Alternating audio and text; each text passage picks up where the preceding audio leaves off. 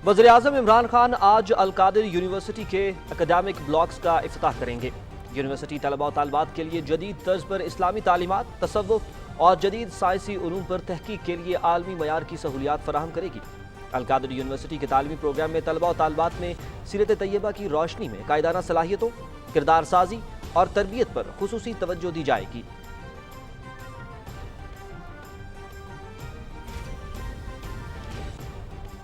ASF की कारकर्दगी मिसाली है। ASF में ख़वातीन की मौजूदगी बाइस फ़ख्र है। अफगानिस्तान से अमरीका के इनखला के हवाले से पूरी दुनिया ने पाकिस्तान की तारीफ की। ASF एहलकारों को खुश अखलाकी को अपनाना चाहिए। सदर ममलिकत का ASF aviation security course passing out तकरीब से खिताब।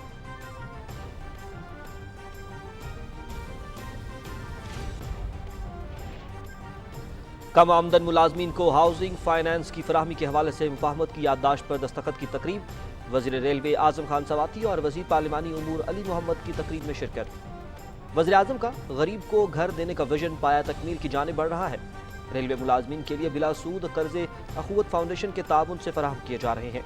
नई टेक्नोलॉजी के जरिए घोष मुलाजमीन का खात्मा हो जाएगा। वज़ीर रेलवे आज़म सवाती।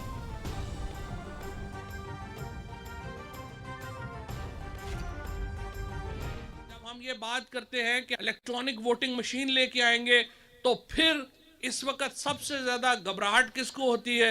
नून लीग को होती है, उसके बाद पीपल्स पार्टी को होती है, क्योंकि इन लोगों का तमाम जो इंतखाबी तरीका है वो धांधली के ऊपर मबनी है। वोट को इज्जत दो का नारा लगाने वालों ने 2-2 हज़ार रुपए में वोट खरीदे। वज़ीर आज़म इमरान खान इसी निज़ाम के खिलाफ खड़े हैं। इलेक्ट्रॉनिक वोटिंग मशीन से सबसे ज्यादा घबराहट भी इन्हीं लोगों को है। वज़ीर इत्तलात चौधरी फवाद हुसैन का पिंड दादन खान में जलसे से खिताब।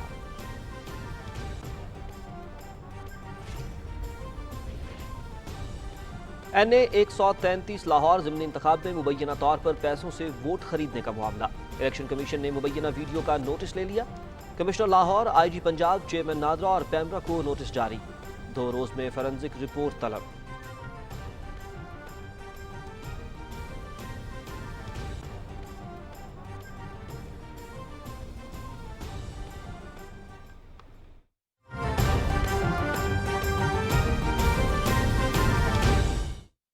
मैं ये नहीं समझता कि मैं दीन बाकियों से बात बेहतर समझता हूँ, लेकिन मैं एक तारीख़ का तालिब इल्म हूँ और मैंने तारीख़ को बड़ा स्टडी किया।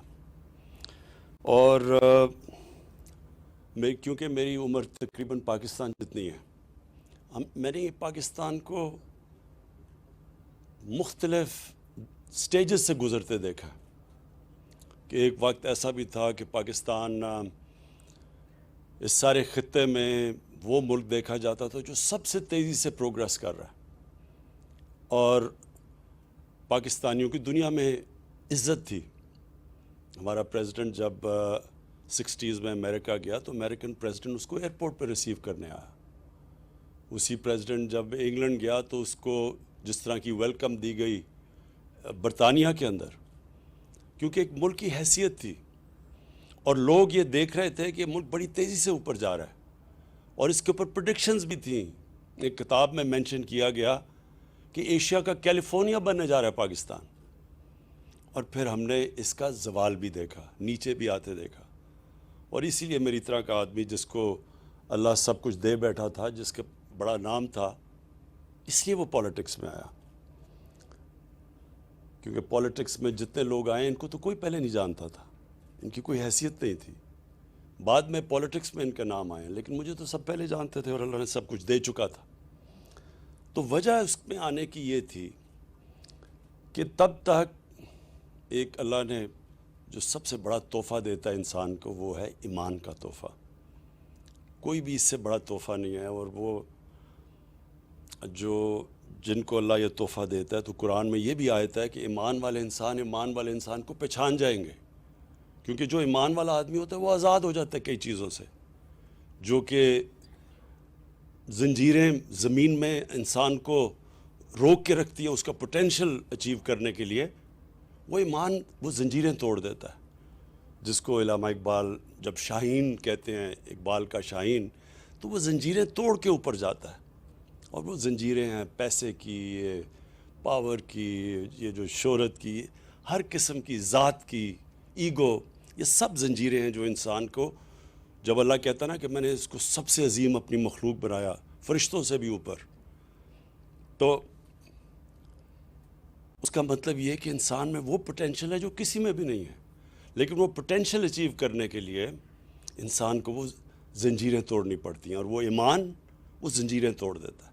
تو تاریخ کا میں طالب علم ہوں کیونکہ میں نے یہ بڑا اسٹڈی کیا کہ وہ کیا جادو ہوا کہ ایک دم, جو ابھی شیخ یاسر نے بتایا کہ 1% صرف مکہ کے لوگ پڑھے لکھے تھے, کوئی حیثیت نہیں تھی, 2 سپر پاورز تھی, پرشین امپائر اور بیزنٹائن امپائر, بڑی پاورز تھی, ان میں کوئی حیثیت نہیں تھی عربوں کی. تو وہ کیا تھا کہ وہ دنیا کی انہوں نے امامت کرنی شروع کر دی. تو وہ میں نے بڑا اسٹڈی کیا, اور اس کے ساتھ پھر میں نے ریلیٹ کیا پاکستان کو, کیونکہ ہمارا تو واحد ملک بنا تھا اسلام کے نام پہ, اور تو کوئی ملک نہیں اسلام کے نام پہ بنا. ایران میں ایرانی رہتے تھے, مصر مصری, لیکن یہ تو بنایا ہی گیا تھا اسلام کے لیے. تو میں نے اس کو جب اسٹڈی کیا تو میں نے جتنا میں اسٹڈی کرتا گیا اور جتنا اللہ نے میرا ایمان مضبوط کرتا گیا, اتنا ہی میں اس نتیجے پہ پہنچا کہ جب تک ہم سیرت نبی پہ نہیں چلیں گے تب تک ہم وہ مقام نہیں حاصل کر سکتے جو علامہ اقبال کا خواب تھا. علامہ اقبال کو اگر آپ اسٹڈی کریں, بہت بڑا ایک ذہن تھا جو مغربی فلسفے بھی سمجھ گیا اور جو گراؤنڈڈ تھے اپنے دین کے اندر اور اپنی اسلام کی تاریخ میں. اس لیے انہوں نے جو ایک ورڈ انگریزی کے اوریجنل تھاٹ, انہوں نے جو ان کی جو سوچ تھی وہ بالکل ایک کسی کے غلام, یعنی جو ذہنی غلام بدقسمتی سے کلونیلزم کی وجہ سے مسلمان دنیا میں ذہنی غلام ہیں جو اپنی غلامی کی زنجیریں نہیں توڑ سکتے, وہ زیادہ خوفناک ہیں جسمانی غلامی سے. تو علامہ اقبال وہ تھے جو کہ اوریجنل تھاٹ تب دیا جب وہ موازنہ کر بیٹھے کہ یہ مغربی سویلائزیشن کیوں اوپر گیا اور ہمارا کیوں زوال آیا. اور پھر انہوں نے شکوہ اور جواب شکوہ میں جواب بھی دیے کہ ہم ایک وقت پہ یہاں تھے اور اب ہم یہاں ہیں, کیوں ہیں. تو میں آہستہ آہستہ اس نتیجے پہ پہنچ گیا کہ ہمارا جو سسٹم بن گیا تعلیم کا, وہ ہی ہمارے لیے سب سے بڑی رکاوٹ بن گیا. ایک طرف انگلش میڈیم بن گیا جو کہ کلونیل ایجوکیشن سسٹم تھا, وہ ہمارا نہیں تھا. دوسری طرف ہم نے اردو میڈیم کر دیا جو نہ تیتر نہ بٹیر رہ گیا. تیسری طرف دینی مدرسے چلے گئے, 3 پیرل ایجوکیشن سسٹم بن گئے. اب وہ 3 پیرل ایجوکیشن سسٹم میں 3 قومیں نکلنی شروع ہو گئی, ان کا کنیکشن ہی ایک دوسرے سے نہیں رہا. تو سب سے بڑی چیز ہم نے فیصلہ کیا, سب سے پہلے تو ایک کور ایجوکیشن, ایک کریکولم ایک لے کے آئیں, تاکہ ایک پہلے ان کو قوموں کو تو ایک طرف لے کے آئے. لیکن جو سب سے بڑی چیز یہ ہے کہ جو بھی شیخ ناصر نے بھی یہ بات کی, جب بھی میں مکہ یا مدینہ گیا سب سے زیادہ لوگ پاکستانی نظر آتے ہیں آپ کو وہاں. سب سے پہلے پاکستان ریئیکٹ کرتا ہے, کوئی بھی اسلام کے خلاف کچھ ہو تو پاکستان میں ریئیکشن آتا ہے. سب سے زیادہ میرا دعویٰ ہے کہ روزے بھی یہ رکھتے ہیں, حج بھی یہ پاکستانی کرتے ہیں, پیسہ بھی سب سے زیادہ پاکستانی اللہ کے نام پہ دیتے ہیں. میں سب سے زیادہ پیسہ پاکستانیوں سے اکٹھا کرتا ہوں, اللہ کے نام پہ سب سے زیادہ پیسہ بھی دیتے ہیں. لیکن مسئلہ یہ ہے کہ ہم جو ایک طرح آپ سیکولر ورڈ استعمال کر لیں, ہم اصل میں سیکولر بن گئے, اور غلط میننگ ہے سیکولر کا. مطلب یہ ہے کہ ہم ایک طرف عاشق رسول بھی ہیں, سب سے زیادہ ہمارا دین کے اوپر زور ہے, لیکن دوسری طرف جو نبی کی سیرت ہے اس کی اور ہماری زندگی میں تعلق ہی کچھ نہیں ہے. اتنا بڑا فاصلہ ہے اس کے بیچ میں. میں نے بار بار ایک چیز, ایک انسیڈنٹ بتاتا ہوں لوگوں کو. ڈاکٹر اشفاق, بہت بڑے ڈاکٹر اشفاق احمد خان, میں سمجھتا ہوں پاکستان کے بہت بڑے اسکالر تھے. ان کی میں بڑی ان سے میں ملتا رہتا تھا، تو انہوں نے مجھے ایک دفعہ یہ اپنی بات بتائی کہ جب وہ چائنا گئے اور چیئرمین ماؤ کو ملنے گئے تو چیئرمین ماؤ کو بڑا ہیرو ورشپ اس لیے کہ انہوں نے ایک جینون ریولوشنری تھے، سب ریولوشنریز ان کی طرف دیکھتے تھے. تو کہتا ہے جب میں ان کے پاس گیا تو وہ ان کا ایک دن ہوتا ہے گریٹ بات کا، وہ ینگسی دریا کی تیر کر ادھر جا کے واپس آتے ہیں تو لائنیں لگی ہوتی ہیں لوگوں کی ہاتھ ملانے کے لیے ان سے. تو کہتا میں بھی کھڑا ہو گیا، جب میری باری آئی انہوں نے کہا جی کدھر سے ہو؟ میں نے کہا میں پاکستان سے ہوں. تو اس نے کہا کہ وہ گریٹ نیشن، بڑی عظیم قوم ہے پاکستانی. بڑا حیران ہوا ڈاکٹر اشفاق. تو کہتا ساری لائن لگی ہوئی لوگوں کے پیچھے ادھر کھڑے ہو کے چیئرمین ماؤ نے مجھے ایک واقعہ بتایا کہ ان دنوں میں ایمبیسی کیپٹل کراچی تھا. تو کہتا کراچی کے اندر جو ایمبیسڈر تھا چائنا کا، وہ اس کا پاکستانی چیس پلیئر پارٹنر تھا. تو کہتا وہ جو پاکستانی پارٹنر تھا وہ ہر 2 منٹ کے بعد جائے، دوپہر بڑی گرمی تھی، سب سے زیادہ گرمی کا ٹائم تھا، اور جا کے اپنے اوپر سر پہ پانی ڈال کے پھر آ کے چیس کھیلے. تو اس نے کہا کیا مسئلہ ہے؟ اس نے کہا میں روزہ رکھا ہوا ہے. تو وہ بڑا چائنیز حیران ہوا، کہتا تم چپ کر کے پانی پی لو، کسی کو کیا پتہ چلے گا. تو جب اس چیئرمین ماؤ کو چائنیز ایمبیسڈر نے یہ بتایا تو چیئرمین ماؤ نے تب، اب ذرا دیکھیں بڑا ذہن تھا نا، تو اس نے کیا سوچا کہ کیوں یہ عظیم قوم ہے. اس نے یہ کہا کہ جو قوم گرمی میں پانی اللہ کے خوف سے نہیں پی سکتی، تو سوچ لیں کہ وہ اللہ کے خوف سے سچ بھی بول سکتی ہے، وہ رشوت بھی نہ لے گی، وہ ٹیکس بھی اپنے پورے دے گی. وہ تو اس قوم کو تو کوئی روک ہی نہیں سکتا. یہی تھا مدینہ کی ریاست میں. وہ کیسے عظیم قوم بنی؟ خوف خدا تھا ان کو. وہ اپنے اوپر سیلف اکاؤنٹیبلٹی تھی کہ اللہ دیکھ رہا ہے. جس طرح کہ میں کمرے میں جا کے پانی پیوں تو اللہ دیکھ رہا ہے، اسی طرح میں کوئی غلط کام کروں گا اللہ دیکھ رہا ہے. وہ قوم کی جو کیریکٹر تھا وہ ایسا تھا کہ صرف مسلمان تاجروں کو انڈونیشیا اور ملیشیا میں کوئی فوج نہیں گئی تھی مسلمانوں کی، ان کے کیریکٹر کی وجہ سے لوگ مسلمان ہو گئے. تو میں نے اس نتیجے پہ پہنچا ہوں کہ ہمارا سب سے بڑا مسئلہ یہ ہے کہ ہمارا عظیم قوم کا کیریکٹر نہیں ہے. عظیم قوم بننے کے لیے عظیم کیریکٹر چاہیے، سچ بولنا، سچائی. ایک دفعہ نبی صلی اللہ علیہ وسلم نے کسی نے، ایک قریش آیا، کہتا جی میرا سارا قبیلہ مسلمان ہو گیا، لیکن میری جتنی اس کی عمر ہوگی، میں اس عمر کے اس حصے میں ہوں کہ میں اب عادتیں اپنی نہیں بدل سکتا. تو مجھے کوئی ایک چیز بتائیں کہ میں وہ کر لوں عمل جس سے میں اپنی عادتیں بھی رکھوں اور مسلمان بھی ہو جاؤں. تو انہوں نے کہا سچ بولا کرو. یہ سچائی بہت بڑا کیریکٹر کا جو نبی صلی اللہ علیہ وسلم کے نبوت سے پہلے کیریکٹر کی تھی، صادق اور امین، سچ بولنے والے اور انصاف کرنے والے. اس کے اوپر بنتی ہے کیریکٹر کی بنیاد. اور جو لیڈرشپ ہوتی ہے، کوئی بھی لیڈر بن ہی نہیں سکتا، رسپیکٹ کمانڈ کر ہی نہیں سکتا جب تک اس میں یہ 2 صفتیں نہ ہوں، سچا آدمی اور انصاف کرنے والا آدمی. تو میں نے اس لیے تب سے سوچا کہ کبھی اللہ نے موقع دیا تو یہ میں نے ضرور کرنا ہے کہ ایک اپنے ملک کے اندر انسٹیٹیوشنز بنانی ہے جو کہ ایک نبی کی سیرت اور ہمارے اعمال کو جوڑے. یہ جب تک جڑیں گے نہیں ہم عظیم قوم نہیں بن سکتے. اور یہ ہم وہ بن سکتے اس لیے ہیں کہ اکثریت عاشق رسول ہے. یہ جو سارا خطہ مسلمان ہوا تھا، یہ عاشق رسول نے مسلمان کیا تھا. یہ جو ہمارے بڑے بڑے بزرگ تھے، اولیاء کرام، بابا بلے شاہ، خواجہ معین الدین چشتی، نظام الدین اولیاء، داتا صاحب، میاں میر، بابا فرید گنج شکر، یہ سب عاشق رسول تھے. اور انہوں نے عام انسان کی زبان میں سیرت نبی کا پیغام لے کے گئے. قوالی ایجاد کی گئی صرف اس لیے کہ عام لوگوں کو پیغام دیا جائے ہمارے نبی صلی اللہ علیہ وسلم کا. تو اس لیے 2 چیزیں،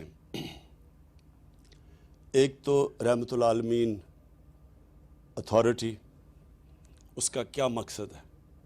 اس کا یہی مقصد ہے اکٹھا کرنا سیرت نبی اور ہمارے اعمال کو.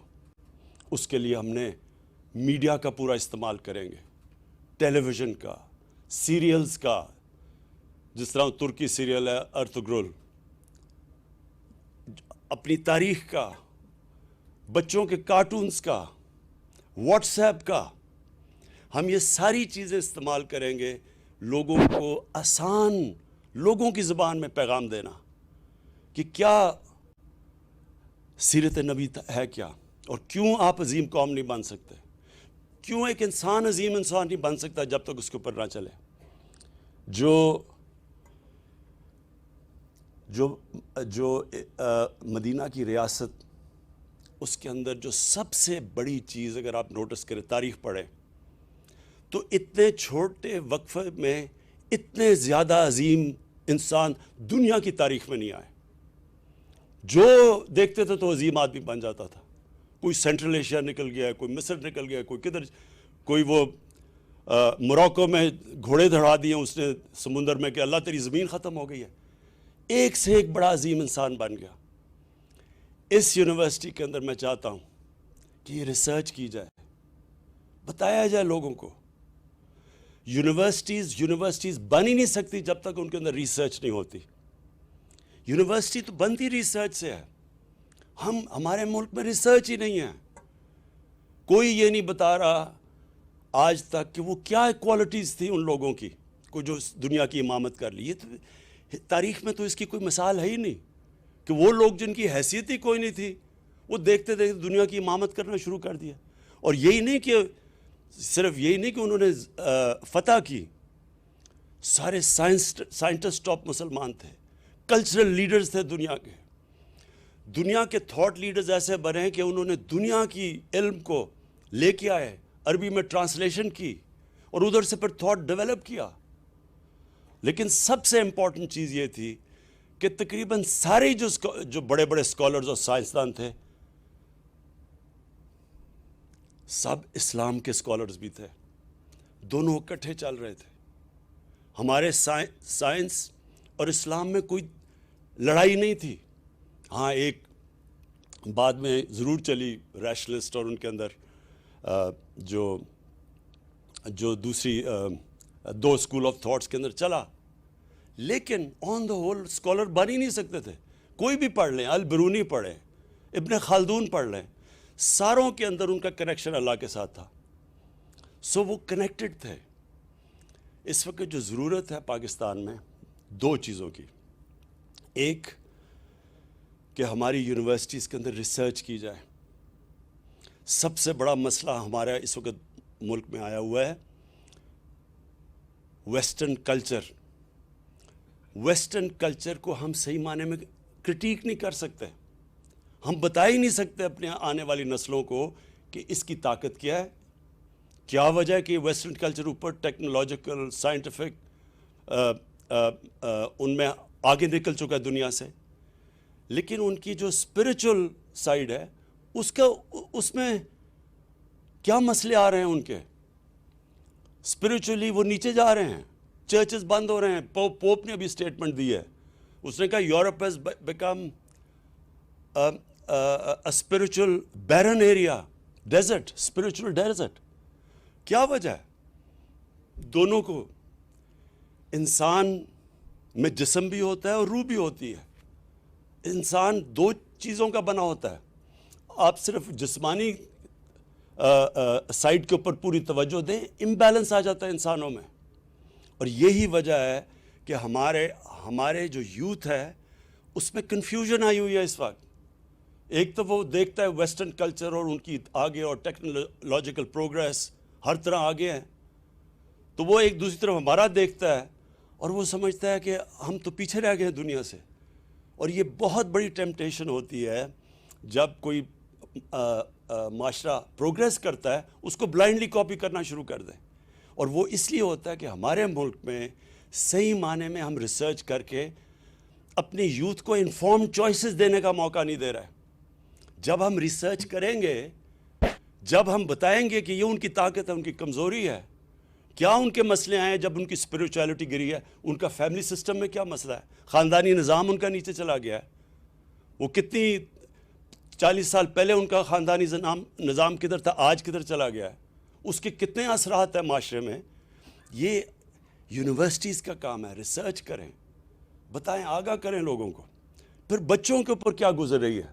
موبائل فون، دنیا میں اتنا بڑا چیلنج نہیں آیا جو آج موبائل فون سے آیا ہے. اس کے پازیٹیوز کیا ہیں، کتنا فائدہ ہے، تعلیم اس سے کتنا علم حاصل کر رہے ہیں بچے ینگ ایج پہ. لیکن جو اس کے اندر پورنوگرافک مٹیریل آ رہا ہے، اس کے نقصانات کیا ہیں، کیسے کوپ کرنا ہے، بچوں کو ہتھیار کیسے دینے ہیں. یہ جو ایک بالکل نئی ریالٹی آ گئی ہے، آپ یہ بند تو نہیں کر سکتے، سوشل میڈیا کو نہیں بند کر سکتے، آپ روک تو نہیں سکتے ان کو، لیکن آپ اپنے بچوں کو کم از کم بتا تو سکتے ہیں اچھے برے کی، اس کی ایڈوانٹیج کیا ہے، یہ طرز زندگی لوگے تو اس کا یہ نقصانات ہے، اس کے یہ فائدے ہیں. ہم اپنے بچوں کو چوائسز تو دے سکتے ہیں. اور پھر میں ورڈ یوز کرتا ہوں، انفارم چوائسز. انفارم چوائسز تب آتی ہیں جب آپ بچوں کو بتائیں تو صحیح، آگاہ کریں، شعور پیدا کریں انہوں میں. اس لیے یہ یونیورسٹیز بڑی امپورٹنٹ ہے. القادر یونیورسٹی کے اندر انشاءاللہ ریسرچ کی جائے گی، انٹرنیشنل اسکالرس کے ساتھ ان کے ساتھ کنیکشنز ہوں گے، جس طرح شیخ ناصر ہے. ڈیبیٹس کروائی جائیں گی. ڈیبیٹس، یہ یاد رکھیں کہ ہمارے ملک میں ایک بہت بڑا ہمیں نقصان پہنچا ہے. ہم اجتہاد ہی نہیں ہونے دیتے. قرآن کے اندر اللہ کا حکم ہے اجتہاد کرو، ڈیبیٹ کرو. جب آپ اجتہاد ہی نہیں ہونے دیں گے تو تھاٹ پروسیس آگے کیسے بڑھے گا. علامہ اقبال کا جو کتاب ہے ریکنسٹرکشن آف اسلامک تھاٹ، وہ اس کے اندر تو اگر آپ جس کا موقف آپ سے مختلف ہوگا آپ اس کو کافر کہہ دیں گے تو اجتہاد کیسے ہوگی. تو ہم آگے تو بڑھ ہی نہیں سکتے. ہم اسلام کے، اور اس لیے جو سب سے بہترین اسلام کے اوپر کام ہو رہا ہے وہ مغربی ممالک میں ہو رہا ہے. شیخ یاسر آپ کو بتائیں گے کس طرح کی وہاں ڈیبیٹس چل رہی ہیں، کیسے کیسے اسکالرز وہاں بیٹھے ہوئے ہیں، کیونکہ وہاں کفر کا فتویٰ کا ڈر نہیں ہے. ہمارے ملک میں پھر سے کہتا ہوں کہ بہت پوٹینشل ہے. اللہ نے اس ملک کو سب کچھ دیا. ہمارا جو سب سے بڑا مسئلہ لیڈرشپ، ہمارے لیڈرشپ کے اندر جو جس طرح کے لیڈرز آنے چاہیے وہ نہیں آتے. وہ کیوں؟ کیونکہ لیڈرز کے اندر وہ جو کیریکٹر لیڈر کا ہے وہ نہیں ہے. ہمارے پولیٹیکل لیڈرشپ کے اندر بجائے یہ سوچیں کہ یہ بہت بڑا، آپ جب ایک لیڈر بنتے ہیں آپ پہ اللہ بہت بڑی ذمہ داری ڈال دیتا ہے.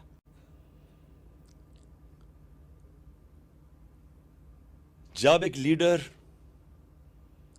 عوام کی خدمت کرتا ہے، وہ سارے پیغمبروں نے یہ کیا تھا، سارے پیغمبر لیڈر تھے اللہ کے، اور ان سارے پیغمبروں نے انسانوں کو بدلا تھا، خدمت کی تھی، انسانیت کے لیے آئے تھے. اور جب ایک لیڈر بن کے ایک اتھارٹی پہ آ کے ملک کا پیسہ چوری کرنا شروع کر دیتا ہے، اس سے بڑا اللہ کا عذاب کسی انسان پہ نہیں آ سکتا. کیونکہ جو معاشرے میں غربت ہوتی ہے سارا گناہ اس کے اوپر جاتا ہے. اس لیے ہمیں اپنے نبی صلی اللہ علیہ وسلم کی انہوں نے جو لیڈرشپ کا کانسیپٹ دیا تھا، انشاءاللہ القادر یونیورسٹی اور ہم باقی جو ہماری رحمت للعالمین جو اتھارٹی ہے وہ ساری یونیورسٹیز کے ساتھ ان ٹچ رہے گی. ادھر چیئرز ہیں، سیرت چیئرز ہیں، ان کے ساتھ ہم ان ٹچ رہیں گے. اور بیسکلی جو اس نبی صلی اللہ علیہ وسلم نے لیڈرشپ کا کانسیپٹ دیا تھا وہ ہم نے اپنی یوتھ کو دینا ہے.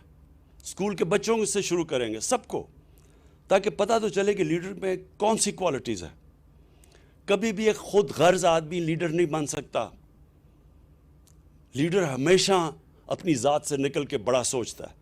قائد اعظم محمد علی جناح، نیلسن مینڈیلا، وہ لیڈرز جو کہ ایک اپنی آپ کو قربان کر دیتے ہیں اپنی قوموں کے لیے.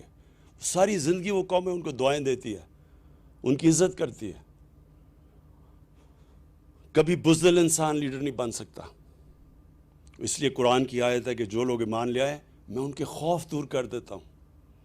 اس لیے وہ جو ایک دم لیڈرز کی بارش ہوئی تھی مدینہ کی ریاست کے بعد ہمارے نبی صلی اللہ علیہ وسلم کی دنیا سے جانے کے بعد ایک سے ایک بڑا لیڈر بن گیا تھا، کیونکہ ان کے خوف دور چلے گئے تھے، بڑی سوچ تھی ان کی، ذات سے باہر نکل گئے تھے، اور سچے لوگ تھے اور انصاف کرنے والے لوگ تھے۔ یہ 4 کوالٹیز ہیں جو بنیاد ہے ایک لیڈر کی، اور یہ ہم نے اپنے بچوں کو پڑھانا شروع کرنا ہے تاکہ ہمارے ملک میں بھی لیڈرز نکلیں۔ جب وہ ان کو اقتدار ملے تو وہ اپنی قوم کا سوچیں، یہ نہ سوچیں کہ انہوں نے کتنا پیسہ بنانا ہے اور اپنے آپ کو کتنے فائدے پہنچانے ہیں اور اپنی رشتہ داروں اور دوستوں کو اوپر لے کے آنا ہے۔ میرٹ قائم کرنی، اور وہی مدینہ کی ریاست میں سب سے بڑی چیز اگر آپ دیکھیں میرٹ تھی، جو کوئی ایکسل کرتا تھا وہ بڑے عہدے پہ پہنچ جاتا تھا۔ اور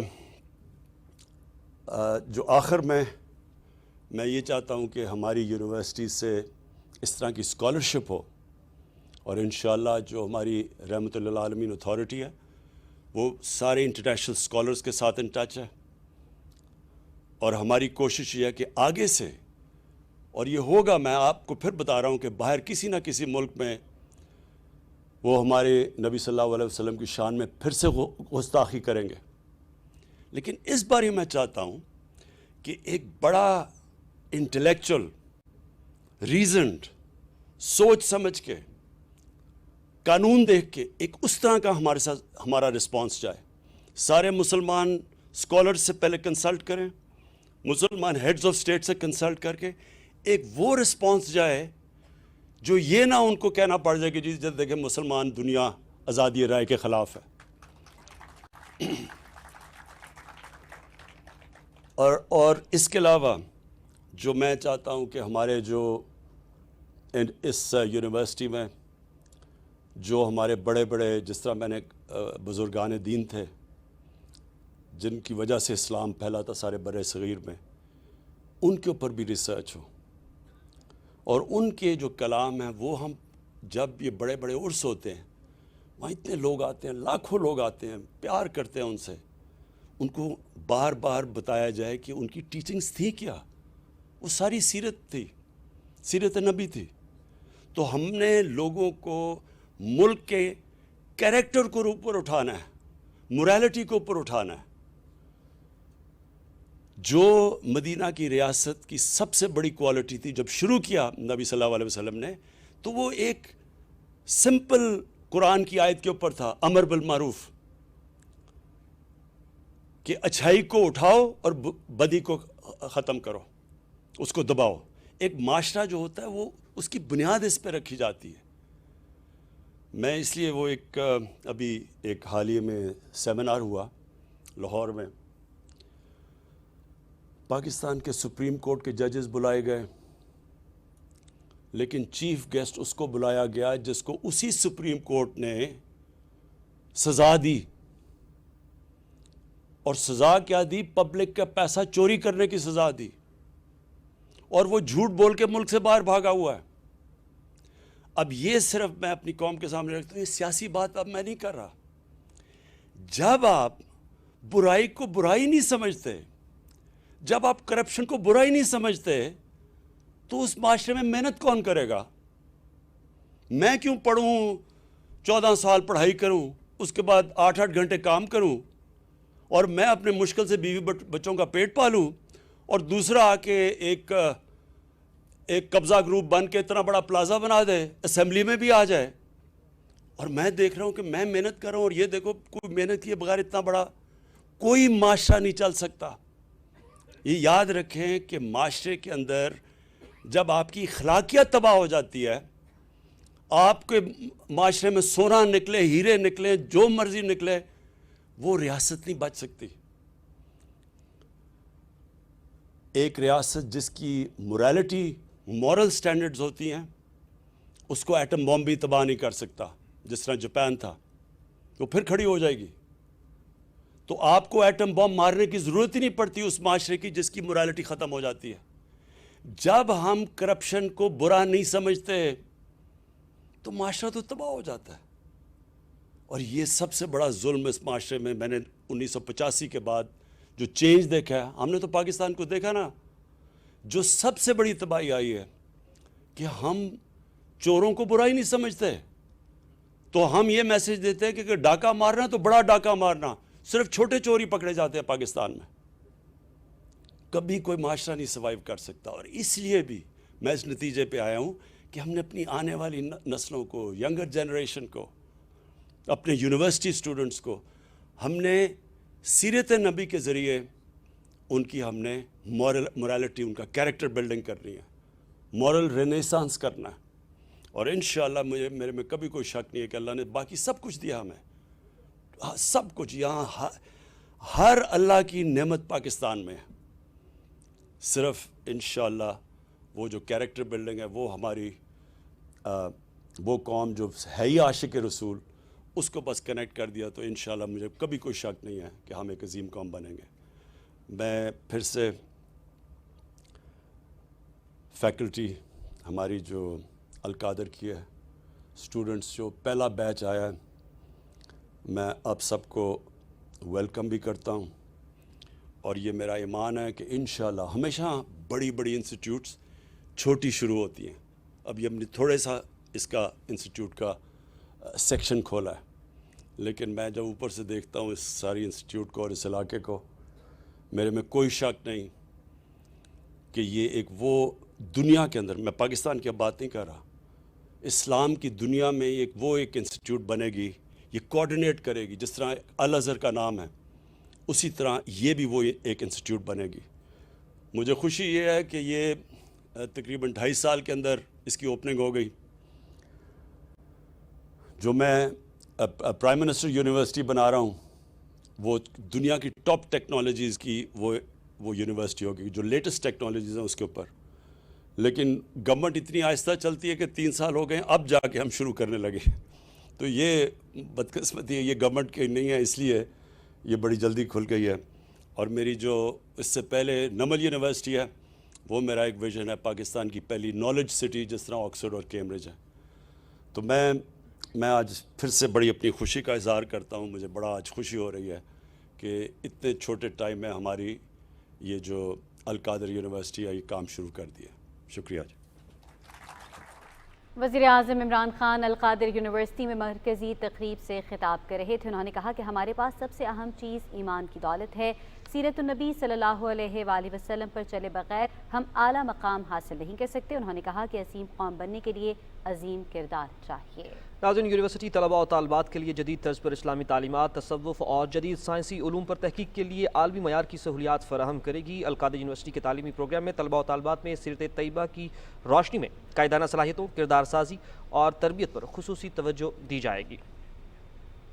خبرنامے کا باقاعدہ آغاز کرتے ہوئے سب سے پہلے آپ کو بتائیں کہ صدر ڈاکٹر عارف علوی کا کہنا ہے کہ اے ایس ایف کی کارکردگی مثالی ہے. A S F aviation security course کی پاسنگ آؤٹ تقریب سے خطاب کرتے ہوئے صدر مملکت نے کہا کہ اے ایس ایف کی تعریف ہر جگہ سننے کو ملتی ہے.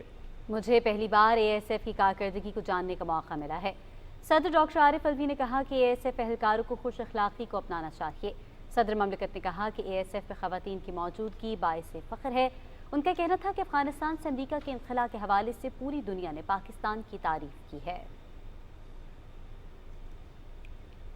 وفاقی وزیر اسد عمر نے معاون خصوصی صحت ڈاکٹر فیصل سلطان کے ہمراہ national command and operation centre میں ایک اہم نیوز کانفرنس سے خطاب کیا ہے. آئیے آپ سے یہ شیئر کرتے ہیں.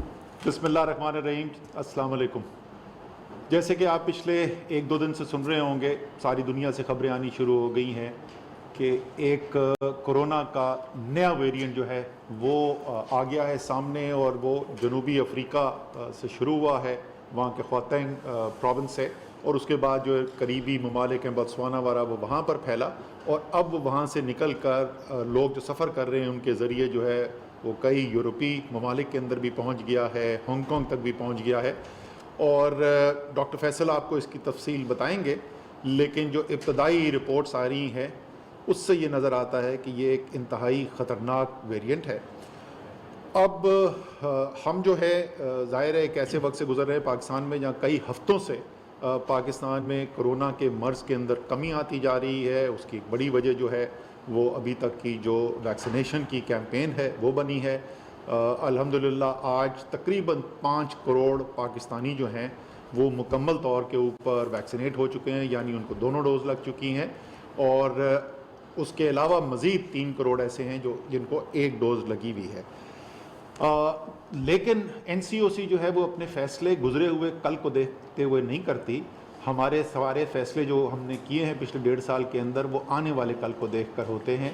اور جب ہم دیکھ رہے ہیں کہ دنیا میں کیا ہو رہا ہے, جو ابتدائی رپورٹس آ رہی ہیں اس ویرینٹ کے بارے میں, تو آج کی میٹنگ کے اندر ہم نے کچھ فیصلے کیے ہیں جن کا میں آپ کو بتانا چاہتا ہوں. ایک تو ٹیسٹنگ جو ہے, ہمارے جتنے ٹیسٹ ہو رہے تھے اس کے اندر ظاہر ہے جس طرح ڈیزیز کم آتی ہے, کیونکہ وہ بنیادی طور پہ جن کو شواہد نظر آ رہے ہوتے ہیں, جو سمپٹومیٹک ہوتے ہیں, ان کی ٹیسٹنگ کی جاتی ہے. وہ جیسے جیسے پازیٹیوٹی کی شرح کم ہوتی گئی تو ٹیسٹ بھی کم ہوتے گئے, خاص طور پہ کچھ صوبوں کے اندر ذرا زیادہ کم ہو گئے تھے.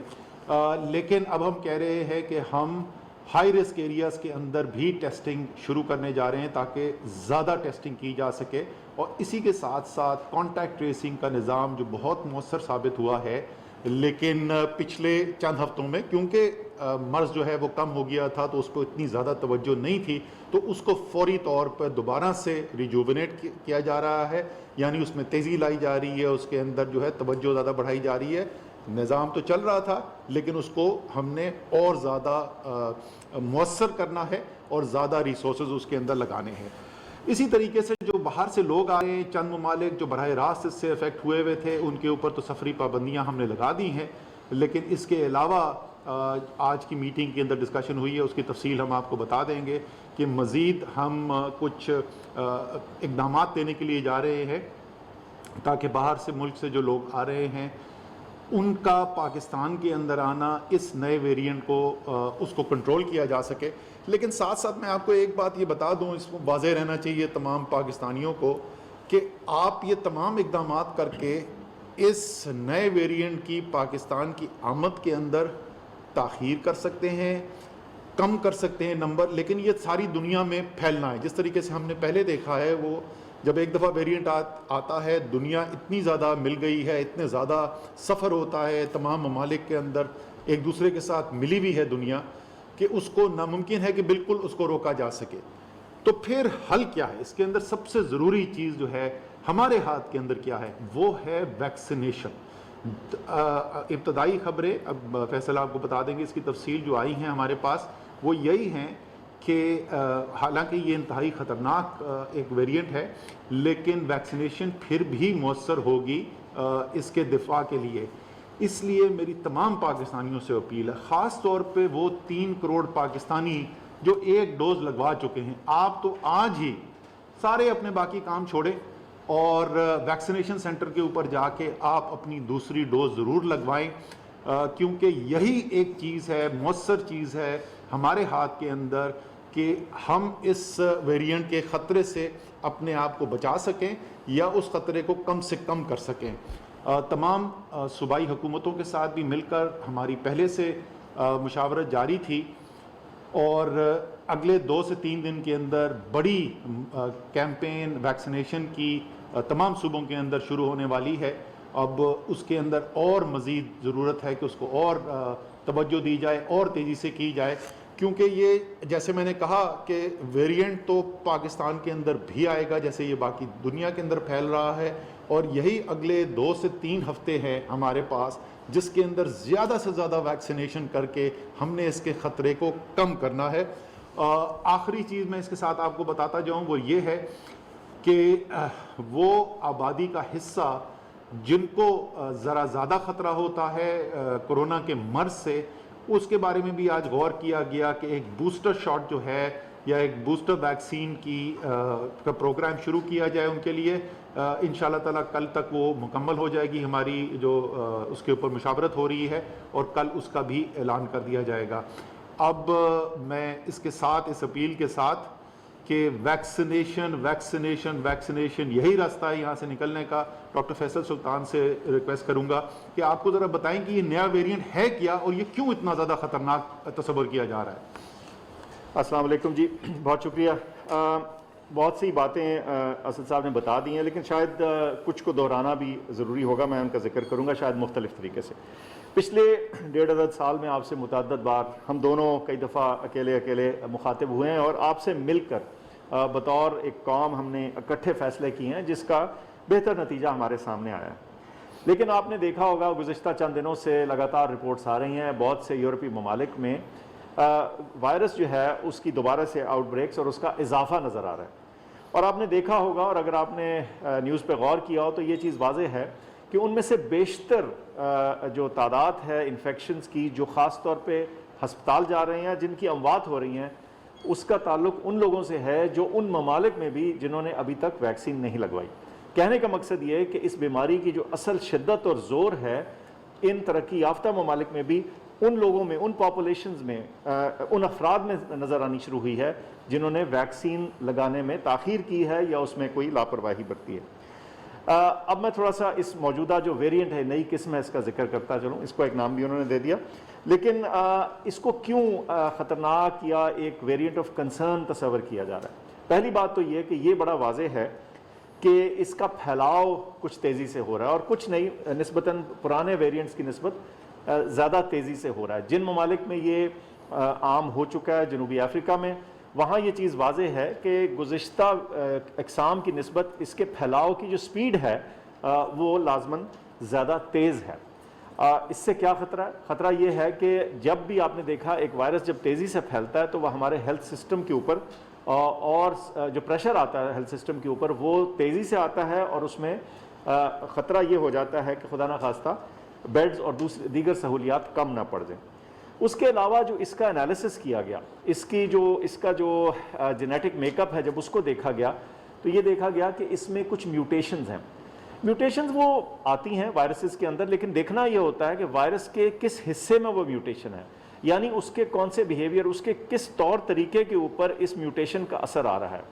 تو یہ لگ رہا ہے کہ کچھ ایسی وائرس کے اندر اس کی ساخت کے اندر ایسی جگہوں کے اندر میوٹیشنز ہیں جو اس کو زیادہ خطرناک یا زیادہ تیزی سے پھیلنے والا یا زیادہ مہلک بنانے کا پوٹینشل رکھتی ہیں. یہ سائنسی اعتبار سے تو وقت کے ساتھ پتہ چلے گا لیکن آپ نے دیکھا ہوگا کہ آج تک بہترین اقدامات وہ رہے ہیں جو وقت سے پہلے کیا جائے اور تمام سائنٹیفک ڈیٹا کو مد نظر رکھ کے کیا جائے. تو اس وقت جو سائنسی اعتبار سے ہمیں چیز پتہ چل رہی ہے کہ یہ وائرس لازماً زیادہ تیزی سے پھیلتا ہے اور اس کے جینیٹک میک اپ میں یعنی اس کا جو جینیٹک کوڈ ہے وہ کچھ ایسا تبدیل ہوا ہے کہ ممکن ہے کہ یہ زیادہ خطرناک بھی ثابت ہو. اب جیسے اسد صاحب نے فرمایا کہ دیکھیں ہم اپنے ٹیسٹنگ پروٹوکول ارائیول کے وقت یعنی جو ملک میں لوگ آ رہے ہیں فلائٹس آ رہی ہیں اس ساری چیز کو ہم ریویو بھی کر رہے ہیں اور اس کو فردر اسٹرینتھن بھی کر رہے ہیں موجودہ سائنسی انفارمیشن کے مطابق. لیکن یہ چیز بھی واضح ہو جائے کہ چونکہ دنیا ساری کنیکٹڈ ہے سینکڑوں ممالک ہیں اور ان کے آپس میں انٹر کنیکشنز ہیں تو اس کے داخلے کو ناممکن بنانا جو ہے وہ اتنا آسان نہیں بلکہ تقریباً ناممکن ہے. اب اس صورتحال میں ہمارے پاس کیا چیزیں باقی رہتی ہیں؟ ہمارے پاس سب سے اہم چیز یہ باقی رہتی ہے کہ ہم اپنی ویکسینیشن کو اس زور سے اوپر لے کے جائیں کہ ہماری جو نہتی پاپولیشن ہے جن کو ابھی تک ویکسینیشن نہیں لگی اس کو ہم ویکسینیشن لگوا دیں. چنانچہ آپ سب سے گزارش ہے کہ اس میں کوئی سستی نہ کیجیے. جیسے میں نے پہلے بتایا کہ ایون یورپ کے اندر جو ایپیڈیمکس یا اس کا انکریز آیا وہ ان لوگوں میں آیا جنہوں نے ویکسینیشن نہیں کروائی تھی. اب یہ نیا ویریئنٹ آ رہا ہے یا اس کے آنے کا خدشہ ہے اور جیسے ہم کہہ رہے ہیں کہ وقت کے ساتھ اس کا ملک میں داخل ہونا تقریباً ناگزیر ہے. یہ ہمارے پاس کچھ عرصہ ہے. اس دوران ہم اگر اپنی ویکسینیشن بہت تیزی سے اوپر لے جائیں تو ہم بہتری لا سکتے ہیں. اور ساتھ ساتھ وہ تمام گزشتہ اور یوں کہیے کچھ دقیانوسی طریقہ کار جو ہیں جس میں سوشل ڈسٹنس کا ذکر تھا ماسک کا استعمال تھا کراؤڈڈ سپیسز یعنی بند کمروں میں اس کو اوائڈ کرنے کی بات تھی وہ ساری اپنی جگہ ابھی بھی قائم ہے. چنانچہ یہ خطرہ ابھی ٹلا نہیں. ہم کروڑوں ویکسینز لگا چکے ہیں لیکن کروڑوں اور ویکسینز لگنی ہیں. میری آپ سب سے گزارش ہے ویکسین لگوائیے اور احتیاطی تدابیر کا دامن مت چھوڑیے. بہت شکریہ. آخر میں ایک دفعہ پھر اگر آپ نے ابھی تک ویکسین نہیں لگائی ہے یا آپ کے گھر میں کوئی بچہ ہے 12 سال سے عمر کے زیادہ کا جس کو ویکسین نہیں لگی ہے یا آپ نے ایک ڈوز لگوائی بھی ہے اور اب آپ کی دوسری ڈوز کا وقت آ گیا ہے کل نہیں آج جائیں ویکسینیشن سینٹر میں اور آج ویکسین لگوائیں. میں صرف دوبارہ دہرا دوں جو بتا رہے تھے نا تیزی سے پھیل رہا ہے آپ کو میں تھوڑا سا اندازہ دے دوں کتنی تیزی سے. جنوبی افریقہ کے اندر آج سے 12 دن پہلے شرح جو تھی مثبت شرح جو تھی وہ 0.9% تھی. اور صرف 12 دن کے اندر وہ 0.9% سے بڑھ کے 9.77% پہ پہنچا ہے، یعنی 12 دن میں 10 گنا سے زیادہ کا اضافہ. تو یہ خدا نخواستہ جب ویریئنٹ یہاں پر آئے گا تو ٹائم زیادہ نہیں ہوگا ہمارے پاس، اس لیے کل کا انتظار نہ کریں، آج ہی جائیے اور ویکسین لگوائیے. بہت شکریہ. ناظرین، وفاقی وزیر اسد عمر اور معاون خصوصی صحت ڈاکٹر فیصل سلطان کے ہمراہ national command and operation centre میں ایک اہم نیوز کانفرنس سے خطاب کر رہے تھے، جو کہ آپ ملاحظہ کر رہے تھے. آگے بڑھیں گے اور کچھ دیگر خبروں میں آپ کو بتائیں کہ وزیر ریلوے اعظم خان سواتی کا کہنا ہے کہ ریاست مدینہ کے تصور پر وزیر اعظم عمران خان کا ویژن ملک کے پسماندہ طبقے کا سماجی اور اقتصادی تحفظ پر مبنی ہے.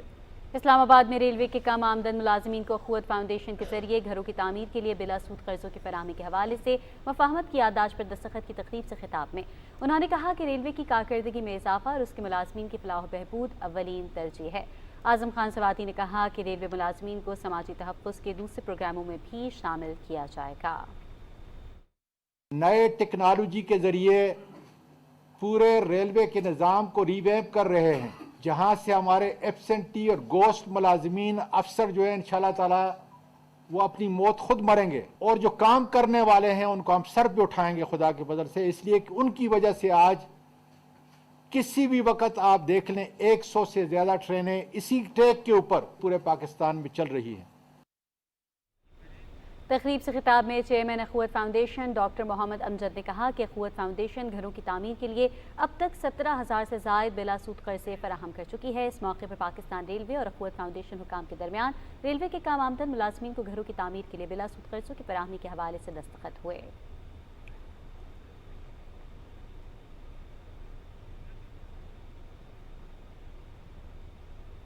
الیکشن کمیشن آف پاکستان نے لاہور میں قومی اسمبلی کے حلقہ NA 133 میں ہونے والے ضمنی انتخابات کے لیے مبینہ ووٹ کی خرید و فروخت کا نوٹس لے لیا. ریٹرننگ آفیسر NA 133 باسط علی نے chairman PEMRA, chairman NADRA, IG police Punjab اور کمشنر لاہور کو ویڈیو کی 2 روز میں فورنزک رپورٹ پیش کرنے کی ہدایت کی. ریٹرننگ آفیسر نے NA 133 کی جانب سے جاری کردہ نوٹس میں ہدایت کی گئی ہے کہ سوشل میڈیا پر وائرل ہونے والی مبینہ ویڈیو کی فورنزک رپورٹ اور اس پر کارروائی کے حوالے سے تفصیلی رپورٹ 30 نومبر تک جمع کروائی جائے. ترجمان الیکشن کمیشن کے مطابق NA 133 سے مسلم لیگ نون کی امیدوار شائستہ پرویز ملک سے بھی مبینہ ووٹ کی خریداری کا جواب طلب کر لیا ہے.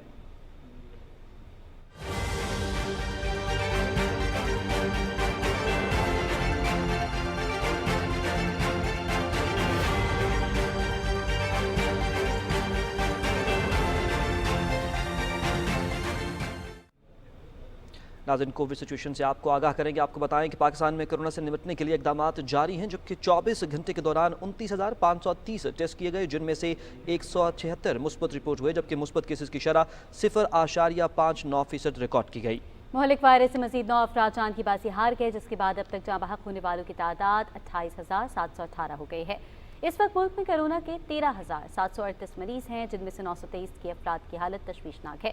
گزشتہ روز کورونا سے متاثرہ 148 افراد صحتیاب بھی ہوئے. دنیا کے کئی ممالک میں کرونا وائرس کے نئے ویریئنٹ اومیکرون کے کیس سامنے آتے جا رہے ہیں، جس کے نتیجے میں متعدد ملکوں کی حکومتوں نے اپنی سرحدیں بند کر دی ہیں، جبکہ سائنسدانوں نے خبردار کیا ہے کہ ابھی تک یہ واضح نہیں کہ وائرس کی نئی قسم اس کی دوسری اقسام کے مقابلے میں زیادہ خطرناک ہے یا نہیں. ہانگ کانگ سے یورپ تک سائنسدان پہلے ہی اومیکرون کی موجودگی کی تصدیق کر چکے ہیں. عالمی ادارہ صحت نے دنیا بھر کے ملکوں پر زور دیا ہے کہ وہ اومیکرون کے حوالے سے خدشات کے پیش نظر جنوبی افریقہ پر سفری پابندی عائد کرنے سے گریز کریں. ان کا کہنا تھا کہ سفری پابندیوں سے کووڈ-19 کے پھیلاؤ میں معمولی کمی ہوتی ہے، لیکن زندگی اور روزگار پر اس کے اثرات بہت گہرے ہوتے ہیں. جنوبی افریقہ کے صدر سائرل رامافوسا نے بھی سفری پابندیوں کو مکمل طور پر غیر منصفانہ قرار دیا ہے. اتوار کو اپنی تقریر میں ان کا کہنا تھا کہ سائنس سفری پابندی کا نہیں کہتی اور نہ ہی وائرس ویرینٹ کا پھیلاؤ روکنے میں مؤثر ثابت ہوگی.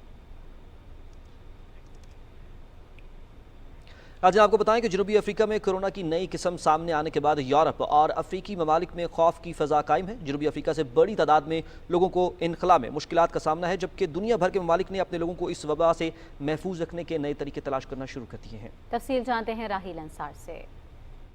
جنوبی افریقہ سے منظر عام پر آنے والی کورونا وائرس کی اس نئی قسم کو اومیکرون کا نام دیا گیا ہے. ماہرین کا کہنا ہے کہ کورونا وائرس کے اس نئے ویرینٹ کی علامات میں بخار، کھانسی، تھکن، ذائقہ اور سونگھنے کی حس کا ختم ہونا اور زیادہ سنگین حالت میں سانس لینے میں دشواری اور سینے میں تکلیف وغیرہ شامل ہے. ताहम ये किस हद तक खतरनाक साबित हो सकता है या वैक्सीन के खिलाफ इतनी मज़ाहमत जाहिर करता है, इसका पता चलाने में चंद हफ्ते लग सकते हैं। ओमिक्रॉन बोट्सवाना, बेल्जियम, हांगकांग और इसराइल के बाद यूरोपीय ममालिक और अमेरिका में तेजी से फैल रहा है, जिसके बाद कई ममालिक ने जनूबी अफ्रीका पर सफरी पाबंदियां आयद कर दी हैं। अब तक ओमिक्रॉन की इस नई किस्म के दर्जनों मुसद्दिका मुतासरीन सामने आ चुके हैं। I am worried because, well, it's apparently more dangerous than the previous one due to mutations. आलमी अदारा सेहत ने भी ओमिक्रॉन के तेजी से फैलने की तस्दीक करते हुए कहा है कि ओमिक्रॉन हाल ही में कोरोना से सेहतयाब होने वाले अफराद पर भी हमलावर हो सकता है। NCOC ने भी हालात के तनाजुर में 5 दिसंबर के बाद सफर करने वाले पाकिस्तानियों को इंतहाई इमरजेंसी की सूरत में अस्तस्ना और जरूरी हिफाजती इकदामात मुकम्मल करने के बाद आने की इजाजत देने का फैसला किया है। कोरोना वायरस का नया वेरिएंट सामने आने पर सिंध हुकूमत ने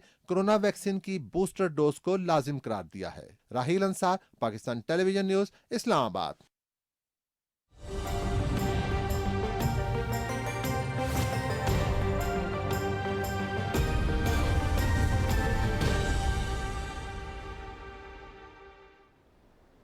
अस्सलाम वालेकुम, मैं हूं कासिम अली। नाज़रीन, आपको आगाह करें कि महकमा मौसमियात के मुताबिक आइंदा 24 घंटे के दौरान मुल्क के बेशतर इलाकों में मौसम खुश्क और सर्द रहेगा। इस दौरान गिलगित बल्तिस्तान के बाद अजला में हल्की बारिश और पहाड़ों पर बर्फबारी का इम्कान भी जाहिर किया गया है।